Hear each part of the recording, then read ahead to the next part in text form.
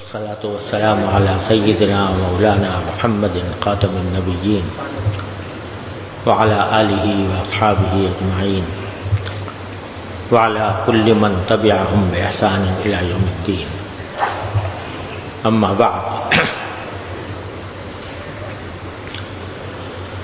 آج آپ حضرات سے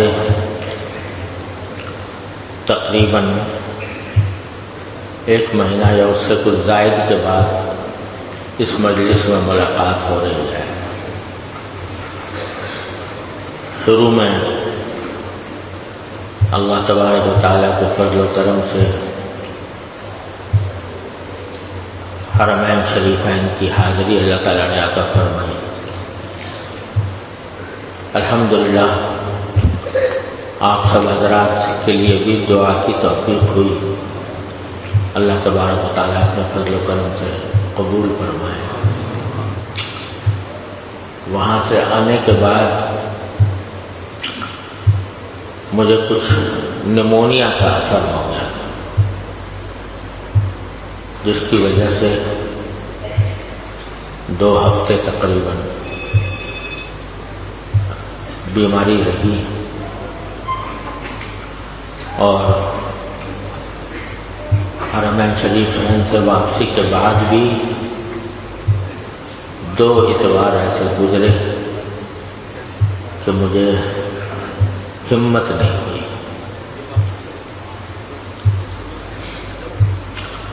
اللہ تبارک و تعالیٰ کے فضل و کرم سے اب روح بصحت ہوں اور بخار وغیرہ دور ہو گیا، لیکن کچھ اثرات ابھی بیماری کے باقی ہیں اور کمزوری بہت زیادہ ہے۔ تو آپ حضرات سے دعا کی درخواست ہے۔ یقیناً آپ حضرات دعا کرتے ہوں گے کہ اللہ تعالیٰ مکمل صحت و قوت عطا فرمائے۔ اب بھی تھوڑی سی بات کرتا ہوں تو کئی گھنٹے تک تھکا رہتا ہوں۔ بہرحال اللہ تعالیٰ کا بڑا فضل و کرم ہے کہ بیماری دور ہوئی، اور اب اس قابل ہوا کہ کم از کم کچھ دیر آپ حضرات کے ساتھ گزارا۔ یہ بیماریاں بھی اللہ تبارک و تعالیٰ کی نعمت ہے۔ جس طرح صحت نعمت ہے، اسی طرح بیماری بھی ایک نعمت ہے۔ پتہ نہیں اس بیماری پر اللہ تبارک و تعالیٰ نے کیا کیا ثواب رکھے ہیں، کیا کیا درجات رکھے ہیں، وہ اللہ تعالیٰ ہی بہتر جانتے ہیں۔ اور انہی کی مشیت ہے، وہی اللہ تبارک و تعالیٰ فیصلہ کرتے ہیں کہ کس کو کس وقت کتنی بیماری دینی ہے اور کب شفا عطا فرمانی۔ یہ دوائیں اور علاج تو محض ایک بہانہ ہے، ورنہ شفا تو دینے والا ایک ہی ہے۔ وہی دوا ایک کو کارگر ہو جاتی ہے، دوسرے کو کارگر نہیں ہوتی۔ اللہ تعالیٰ دکھاتے رہتے ہیں کہ کسی بھی ظاہری سبب پر بھروسہ نہ کریں، بھروسہ ہر معاملے میں اللہ جل جلالہ کی طرف ہونا چاہیے۔ اور یہ ان کا کرم ہے کہ جو تکلیف پہنچتی ہے، ہر تکلیف پر وہ اپنے فضل و کرم سے گناہ معاف فرماتے ہیں، درجات بلند فرماتے ہیں۔ ایک حدیث میں آتا ہے کہ بعض اوقات اللہ تبارک و تعالیٰ اپنے کسی بندے کو کسی اونچے درجے پر پہنچانا چاہتے ہیں، لیکن اس کے اعمال ایسے نہیں ہوتے کہ وہ اس اونچے درجے تک پہنچے اپنے اعمال کے ذریعے۔ تو اس کو کسی پریشانی کا، کسی تکلیف کا، کسی بیماری کا نشانہ بنا دیتے ہیں، جس سے اس کی وہ اعمال کی کمی دور ہو جاتی ہے۔ اور جس جگہ اللہ تعالیٰ پہنچانا چاہتے ہیں وہاں پہنچا دیتے ہیں، بشرطے کہ ان تکلیفوں اور بیماریوں میں کوئی اللہ تعالیٰ سے گلہ نہ ہو، شکوہ نہ ہو، آدمی راضی ہو کہ اللہ آپ نے جس حال میں رکھا ہے وہی حال ہے، تو اور رجوع اللہ کی توفیق ہو جائے، اللہ تعالیٰ سے رجوع کرنے کی، یا اللہ بیماری بھی ایک نعمت ہے مگر اے اللہ میں کمزور ہوں، بیماری کے بجائے بیماری کی نعمت کو صحت کی نعمت سے تبدیل کروا، تو امید ہے کہ انشاءاللہ تبارک و تعالیٰ بیماری بھی خیر کروا دے۔ یہ تو ایک اس لحاظ سے تو نعمت ہے ہی، اللہ تعالیٰ ہم اس قابل نہیں ہیں لیکن اپنے رحمت سے اس میں داخل فرما لیں۔ لیکن ایک بہت بڑی چیز جو بیماری انسان کو یاد دلاتی ہے وہ یہ ہے، چاہے کوئی جوان ہو یا بوڑھا ہو یا کسی بھی عمر کا ہو، اگر مکلف ہے، بالغ ہے، اس کو اگر بیماری آتی ہے تو وہ بیماری اس کو یاد دلاتی ہے کہ تم ہمیشہ دنیا میں رہنے کے لیے نہیں آئے ہو۔ اس وقت بیماری آ گئی، چلو ٹھیک بھی ہو گئی، لیکن بکرے کی ماں کب تک خیر منائے گی؟ وہ یہ بیماری انسان کو یاد دلاتی ہے کہ میں یہاں ہمیشہ کے لیے رہنے کے لیے نہیں آیا۔ تو ذرا انسان کو اپنی موت کا تصور کرنے اور موت کے لیے تیاری کرنے کا ایک سبب بن سکتی ہے اگر اللہ تعالیٰ دیدہ بینا عطا فرمائے اور صحیح سوچ دل میں پیدا فرمائے، تو بیماری انسان کو موت یاد دلاتی ہے۔ بظاہر بعض اوقات بہت چھوٹی سی بیماری ہوتی ہے لیکن مر جاتا ہے آدمی اسی میں، تو بیماری موت کو یاد دلاتی ہے۔ جب موت کو یاد دلاتی ہے تو کچھ اس کی فکر بھی ایک مسلمان کو پیدا ہوتی ہے کہ پتہ نہیں میری موت کب آ جائے، تو میں اس کے لیے کچھ تیاری کروں۔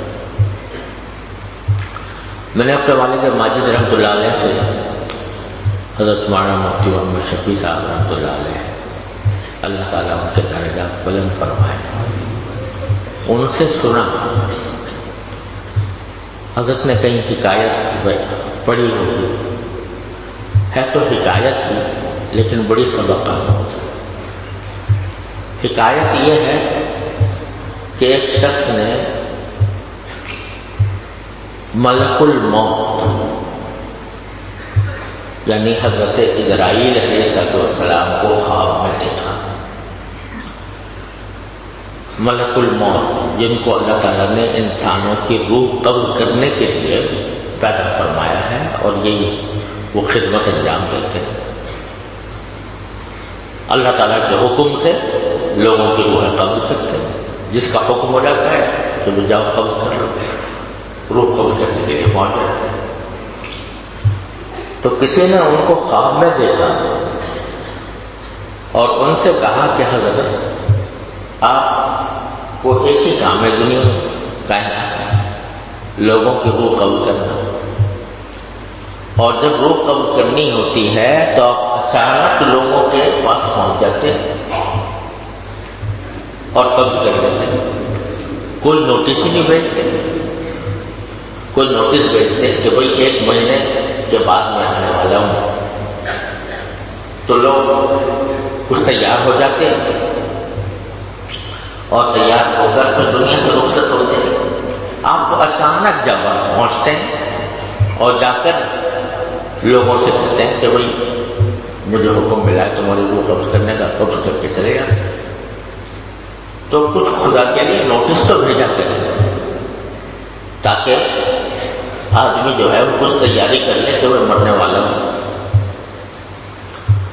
تو حضرت جبریل علیہ السلام، حضرت اسرائیل علیہ السلام نے جواب میں کہا کہ ارے بھائی میں تو اتنے نوٹس بیچتا ہوں، اتنے نوٹس بیچتا ہوں کہ جتنا کوئی نہیں بیچتا ہوں، لیکن میں کیا کروں، کوئی نوٹس پر کان ہی نہیں دھرتا۔ میں نے کہا کب جب بھیجتے ہیں؟ کہا کہ جب تمہیں بخار آتا ہے تو میرا نوٹس ہوتا ہے، تمہیں کوئی بیماری لاحق ہوتی ہے میرا نوٹس ہوتا ہے، جب تمہاری عمر 60 سے اوپر پہنچ جاتی ہے میرا نوٹس ہوتا ہے، تمہارے جب پوتے پیدا ہو جاتے ہیں میرا نوٹس ہوتا ہے، تمہارے بال سفید ہو جاتے ہیں میرا نوٹس ہوتا ہے۔ ہر موقع پر میں تم کو نوٹس بھیجتا ہوں کہ اب تمہارا وقت قریب آ رہا ہے، تو لیکن میں کیا کروں کہ تم نوٹس لیتے ہی نہیں ہو، تم اس کے اوپر عمل کرتے ہی نہیں ہو، یہ سمجھتے ہو کہ بس ساری زندگی ایسے ہی رہنی ہے۔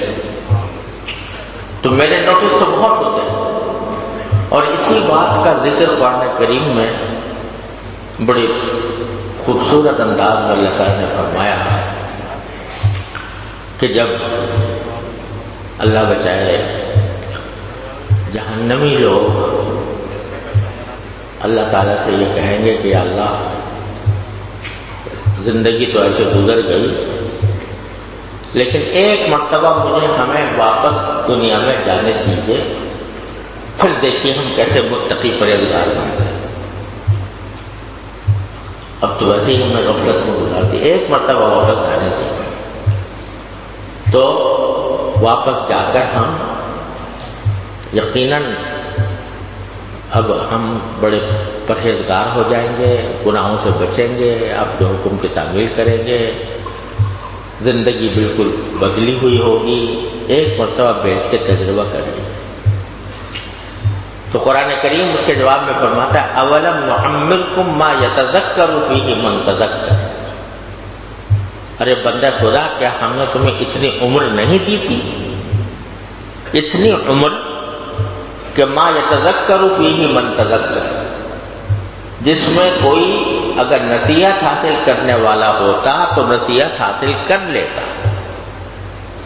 ارے بھائی 50 سال 60 سال 70 سال 80 سال تمہیں عمر دی تھی، اور یہ اتنی عمر ہے کہ اس میں اگر کوئی شخص ٹھیک ہونا چاہے تو اس کے لیے بالکل کافی تھی، ٹھیک ہونے کے لیے کوئی لمبے چوڑے کام کی ضرورت نہیں، توبہ کرے اپنی سابق زندگی سے، جس وقت توبہ کر لے گا اور اللہ تعالیٰ کے حضور رجوع کر لے گا اسی وقت وہ ٹھیک ہو گیا۔ تو اتنی بڑی طویل عمر میں کوئی بھی وقت جو انسان اپنی اصلاح کے لیے خرچ کر لے، توبہ کرنے کے لیے خرچ کر لے، ایک لمحے کے اندر ٹھیک ہو سکتا ہے۔ تو اگر فرض کرو کسی کی عمر 60 سال ہوئی 70 سال ہوئی، کتنے دن آئے اس میں، کتنے دنوں میں کتنے گھنٹے آئے، کتنے گھنٹوں میں کتنے منٹ آئے، کتنے منٹوں میں کتنے سیکنڈ آئے، ایک منٹ کا کام تم نے نہیں کیا۔ ایک منٹ کا کام کیا تھا؟ اے اللہ مجھ میں اپنے ساری زندگی میں جو کچھ مجھ سے گناہ ہوئے، اے اللہ اپنے فضل و کرم سے مجھے معاف کر دے، اب جو کچھ بھی وقت گزرے گا انشاءاللہ آپ کی رضا کے مطابق گزرے گا۔ ایک منٹ سے بھی کم کا کام ہے، یہ نہیں کیا تم نے۔ اور اگر کبھی غلطی ہو جائے تو توبہ کا دروازہ کھلا ہوا تھا ہر وقت، جب چاہتے تو تم توبہ کر کے استغفار کر کے اپنے گناہوں کو مٹا سکتے تھے۔ اتنی لمبی تمہیں عمر دی تھی۔ اولم نعمرکم ما یتذکر فیہ من تذکر، کیا ہم نے تمہیں اتنی عمر نہیں دی تھی جس میں نصیحت حاصل کرنے والا اگر چاہتا تو نصیحت حاصل کر لیتا۔ ایک تو یہ بات، اتنی لمبی عمر دی تھی۔ دوسرے کیا وجاءکم النذیر، اور اس عمر میں بھی تمہارے پاس آگاہ کرنے والے، خبردار کرنے والے، ڈرانے والے آتے رہے۔ یعنی یہ بھی نہیں کہ تمہیں خالی چھوڑ دیا گیا ہو، تمہیں ڈرانے والے آتے رہے، تمہیں آگاہ کرنے والے آتے رہے۔ سب سے بڑے آگاہ کرنے والے کون؟ حضرات انبیاء کرام علیہم الصلوۃ والسلام. تو وہ ڈراتے تھے، بتاتے تھے کہ بھائی غفلت میں زندگی نہ گزارو، اللہ تعالیٰ کی احکام کی اطاعت کرو. وہ آتے تھے. انبیاء کرام کے بعد اللہ تعالیٰ نے انبیاء کرام کے وارثین بھیجے. صحابہ کرام ساری زندگی ان کی اس کام میں صرف ہوئی. تابعین، تبع تابعین، پھر ان کے بھی وارث علماء کرام، اولیاء اعظام، بزرگ، داعی، مصلح، کوئی زمانہ ان سے خالی نہیں رہا، جو پکارتے رہے، دعوت دیتے رہے کہ اپنی زندگی کے لمحات کو غنیمت سمجھو اور غنیمت سمجھ کر اس کا ایک ایک لمحہ اپنے اللہ تعالیٰ کی رضا میں خرچ کرنے کی کوشش کرو. یہ سب آتے رہے، لمبی عمر ملی اور تمہیں آگاہ کرنے والے بھی آتے رہے. اس کے بعد پھر تمہارے پاس کیا حجت باقی ہے؟ ساری حجت ہم نے تمام کر دی. اور یہ جو فرمایا کہ ڈرانے والے آتے رہے، اس کے ایک معنی تو یہ ہے جو میں نے ابھی عرض کی ہے، انبیاء کرام آئے، انبیاء کرام کے وارثین آئے، اللہ والے آئے، دین کے داعی آئے، اور وہ ڈراتے رہے، آگاہ کرتے رہے. اس کی اور تفسیر بھی ہے. بعض حضرات مفسرین نے فرمایا کہ جو نذیر فرمایا کہ اللہ تعالیٰ نے تمہارے پاس بھیجا تھا ڈرانے والا، تو ڈرانے والے سے کیا مراد ہے؟ تو بعض حضرات مفسرین نے فرمایا کہ سفید بال، جب آدمی کے سر میں، داڑھی میں سفید بال آ جائے تو یہ سفید بال کیا ہے؟ یہ ڈرانے والا ہے کہ تمہارا وقت قریب آنے والا ہے. اور دوسرا ڈرانے والا کیا ہے؟ کہتے ہیں کہ پوتا، جب کسی کا پوتا پیدا ہو جائے تو یہ پوتا بھی ڈرانے والا ہے. کیا ڈرانے والا ہے؟ کہ اب یہ پوتا زبان حال سے کہہ رہا ہے کہ بڑے میاں تمہارا وقت ختم ہوا، اب ہم آنے والے ہیں، ہمارے لیے جگہ خالی کرو. تو پوتا اگر آ جائے کسی کا، وہ بھی ڈرانے والا ہے کہ وقت قریب آ گیا. تو سفید بال کی بھی تفسیر کی ہے بعض حضرات نے، اور پوتے سے بھی تفسیر کی ہے کہ پوتا آ گیا تو اب سمجھو کہ تمہارا وقت آنے والا ہے.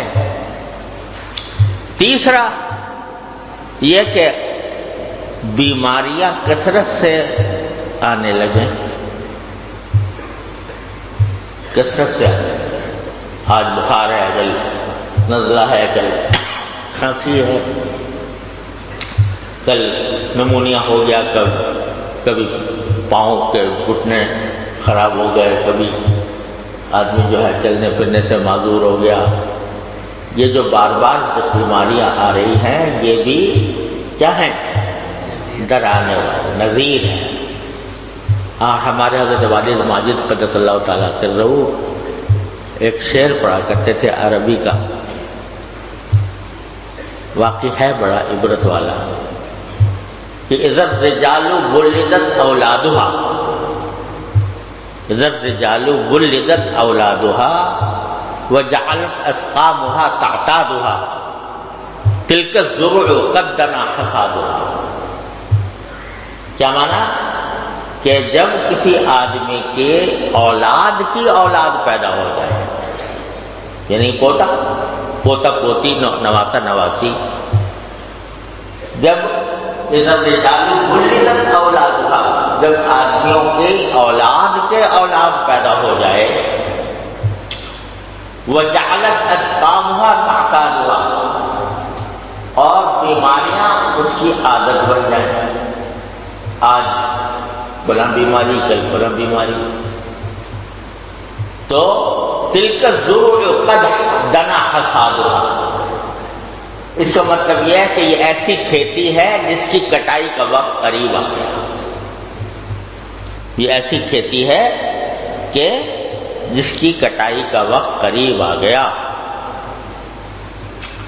تو وہ جو حضرت اسرائیل علیہ السلام نے خواب میں فرمایا کہ میرے تو اتنے نوٹس ہوتے ہیں جو تمہارے پاس بھیجتا ہوں. تو جعلت اسقامھا تعتادھا، جب بیماریاں ایک کے بعد دوسری آنے لگے، اور عام طور سے جب بڑھاپا آتا ہے تو بڑھاپے کے اندر ایسا ہوتا ہے. ہمارے حضرت والا حضرت حکیم المقدس اللہ تعالیٰ سرہ کے ایک خلیفہ تھے حضرت مولانا عبد الباری ندوی صاحب رحمۃ اللہ علیہ، بڑے ماشاءاللہ فلسفے کے امام تھے. اور حضرت تھانوی رحمۃ اللہ علیہ کی خدمت میں آنے کے بعد اللہ تعالیٰ نے زندگی میں انقلاب برپا کیا. پھر حضرت کے اوپر کتابیں بہت لکھی، اللہ تعالیٰ ان کی درجات بلند فرمائے. ایک مرتبہ وہ ہمارے گھر میں تشریف لائے ہوئے تھے اور ہمارے گھر میں قیام تھا. حضرت والد صاحب رحمۃ اللہ علیہ سے دوستی تھی تو گھر میں قیام تھا. تو ہم ویسے ہی بچے تھے تو میں نے جا کر عرض کیا کہ حضرت کیسے مزاج، طبیعت کیسی ہے؟ تو انہوں نے جواب میں ایک لفظ کہا، بھائی طبیعت بڈھی ہے، طبیعت بڈھی ہے. اس ایک لفظ پر انہیں ساری باتیں کہتی کہ بڈھی ہے، مطلب یہ کہ بھائی جب بڑھاپا ہے تو بڑھاپے کے ساتھ تو کچھ نہ کچھ لگا ہی رہتا ہے. وہ ہمارے یہاں اردو میں مثل مشہور تھی کہ بوڑھے آدمی کی مثال ایسی ہے جیسے چارپائی. اب تو لوگ چارپائی بھی بھول گئے، لکڑی کی چارپائی ہوتی تھی نا، تو اس کے جو ڈنڈے ہوتے تھے تو ایک طرف سے ٹھوکو تو دوسری طرف سے نکل گیا، وہاں سے ٹھوکا ادھر سے نکل گیا. تو وہ کہتے تھے بوڑھا آدمی جو ہے وہ اس چارپائی کی طرح ہے کہ ایک طرف سے ٹھوکا جائے تو دوسری طرف سے نکل جاتا ہے. ایک کبھی معاملہ ٹھیک ہوتا ہے تو دوسرا شروع ہو جاتا ہے. یہ سب کیا ہے؟ یہ سب نذیر ہے، یہ سب بتانے والا ہے کہ اب تمہارا دنیا سے جانے کا وقت قریب آ رہا ہے، تیار ہو اور اس کی تیاری کرو. تو بیماری کا ایک بہت بڑا فائدہ ایک مسلمان کے لیے یہ ہے کہ اپنی موت کو وہ قریب دیکھے. کچھ پتہ نہیں، ہو سکتا ہے اسی بیماری میں چل بسے، چلو اس کے بعد کوئی اور آ گئی اس میں چل بسے، بغیر بیماری کے چل بسے. تو موت کو یاد دلانے والی چیز ہے بیماری. یہ اس کا ایک بہت بڑا فائدہ ہے اگر اللہ تعالیٰ اس کو سمجھنے کی توفیق عطا فرمائے. ایک حدیث میں رسول کریم سرور دو عالم صلی اللہ علیہ وسلم کا ارشاد ہے، ہر مومن کو ہر وقت یاد رکھنا چاہیے. فرمایا الکیس من دان نفسہ وعمل لما بعد الموت. عقل مند وہ ہے جو اپنے نفس کو قابو میں رکھے، اپنے نفس کو قابو میں، نفسانی خواہشات کو قابو میں رکھے اور مرنے کے بعد کی زندگی کے لیے تیاری کرے. اتنا خوبصورت دو جملے کے اندر سارے دین آپ نے بیان فرما دیا. نفس کو قابو میں رکھے کیا مانا؟ نفس تو تمہارا عادی ہے مزوں کا، لذتوں کا، آرام طلبی کا، عیاشی کا، لیکن اس کو قابو میں رکھ کر اللہ کے حکم کے مطابق اس کو تابع فرمان کر لو اور مرنے کے بعد کی تیاری کرو. یہاں ساری ہماری دوڑ دھوپ دنیا میں اس کام کے لیے ہو رہی ہے، بھئی کوئی اچھا سا مکان بن جائے، اچھا سا مکان بن جائے. اس کے لیے پتہ نہیں نوکریاں کر رہے ہیں، ملازمتیں کر رہے ہیں، کیا کچھ کر رہے ہیں. یہ پتہ نہیں کہ اس مکان میں رہنا کتنا نصیب ہوگا، کچھ پتہ نہیں، بنا بھی لیا، لاکھوں روپیہ بھی خرچ کر دیا، رہنا کتنا نصیب ہوگا کچھ پتہ نہیں۔ ایک وہ گھر ہے آخرت کا جس میں ہمیشہ رہنا، اس کی تو تیاری کر لو، ٹھیک ہے کوئی بات نہیں، کراچی یہاں پر زندگی کے اندر بھی مکان کی تیاری کرو، لیکن اس گھر کے آخرت کی، دار آخرت کی بھی تو تیاری کرو۔ تو الکیس من دان، اس کی تیاری کرنے کا راستہ کیا ہے؟ اپنے نفس کو قابو میں رکھ، قابو میں رکھ کر وہ اگر تمہیں فرائض سے غافل کر رہا ہے زبردستی فریضہ ادا کرو، اگر وہ تمہیں کسی گناہ کی طرف لے جا رہا ہے اس پر قابو پا کر گناہ سے اس کو روکو۔ الکیس من دان نفسہ وعمل لما بعد الموت والعاجز من اتبع نفسہ ہواہا۔ اور عاجز کون ہے؟ عاجز وہ ہے کہ جو اپنے نفس کو خواہشات نفسانی کے پیچھے لگائے رکھے، نفس کو آزاد چھوڑ رکھا ہے، جو دل میں آ رہا ہے کر رہا ہے، حلال حرام کی فکر نہیں، جائز ناجائز کی فکر نہیں، گناہ ثواب کی فکر نہیں، جو دل میں آیا کر گزرا۔ آنکھیں اگر گناہ کر رہی ہیں تو کوئی فکر نہیں، زبان سے گناہ ہو رہا ہے کوئی فکر نہیں، اور جھوٹ بول رہا ہے کوئی فکر نہیں، غیبت کر رہا ہے کوئی فکر نہیں، اپنے آپ کو اپنی ناجائز خواہشات کے پیچھے لگایا ہوا ہے۔ وَتَمَنَّا عَلَى اللَّهِ، یعنی کرتا دھرتا تو کچھ ہے نہیں، خواہشات کے پیچھے لگایا ہوا، لیکن تمنا یہ کر رہا ہے کہ اللہ میاں سب معاف کر دیں۔ آج کل یہ جملہ بڑے کثرت سے بولا جاتا ہے جب کسی کو کچھ کہو، ارے میاں اللہ میاں بڑا غفور الرحیم ہے، اللہ میاں سب معاف کر دے گا۔ تو ارے بھائی معاف تو کر دے گا، لیکن کچھ تم بھی تو کرو، اپنے آپ کو تو لگایا ہوا ہے خواہشات نفسانی کے پیچھے، مرنے کے بعد کی زندگی کی پرواہ نہیں، اور اپنے نفس پر قابو نہیں، وہ گناہ کی طرف لے جا رہا ہے، گناہ کر رہے ہو، وہ حقوق اللہ حقوق العباد کو پامال کرنے کی طرف لے جا رہا ہے تو پرواہ نہیں، اور کہتے ہو لمحے ٹھیک ہے، لمحے غفور رحیم ہے۔ تو یہ ہے معنی اتبع نفسہ ہواہا وتمنى علی اللہ۔